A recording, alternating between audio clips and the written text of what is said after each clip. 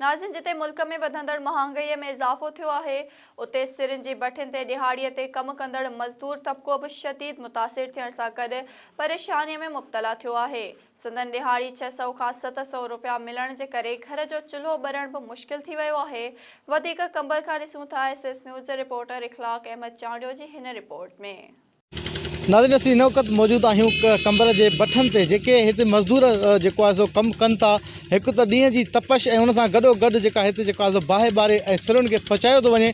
अचो त उन्हनि सां ॻाल्हि ॿोल कयूं त हिन मुल्क में वधंदड़ महांगाईअ जे करे हिननि जो छा गुज़र सफ़र थिए बि अथो या सिर्फ़ु जेको आहे सो हीउ जेको आहे सो पंहिंजी ज़िंदगी ईअं ई गुज़ारण ते मजबूर आहिनि। असांजी तंगशाई आहे, रोज़ी में बरकत कोन्हे ऐं महांगाई वधी वई आहे घणी।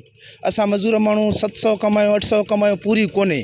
असां पंहिंजा बचा काॾे कयूं, ॾाढो परेशान लॻा पिया आहियूं। हिन महांगाई असांखे तबाह करे छॾियो आहे। असां चवंदा त ख़ुदकुशी करे जान छॾायूं, पंहिंजा बचा मारियूं, पाण ॿारियूं, असां काॾे वञूं, हाणे कंहिंखे दांह ॾियूं।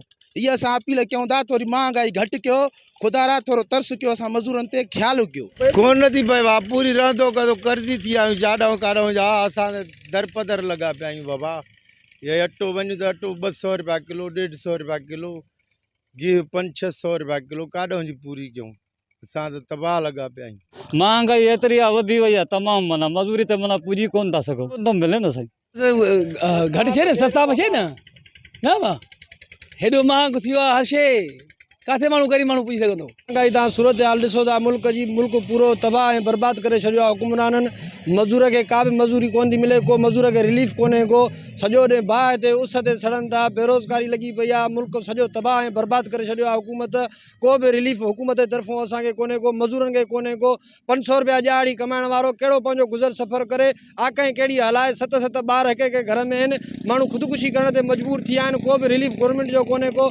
भठे ते कमु कंदड़ मज़दूरनि जी अवां ॻाल्हि ॿुधी, हुननि जो इहो चवणु आहे त डेली 700 रुपया 650 रुपया असांखे ॾियाड़ी ॾिनी थी वञे, जॾहिं त अटो 150 रुपया फ़ी किलो जे हिसाब सां असांखे मिले थो। ऐं जेको आहे सो खाइण वारो गिह जो रेट बि 550 खां 600 रुपया किले जे हिसाब सां मिली रहियो आहे।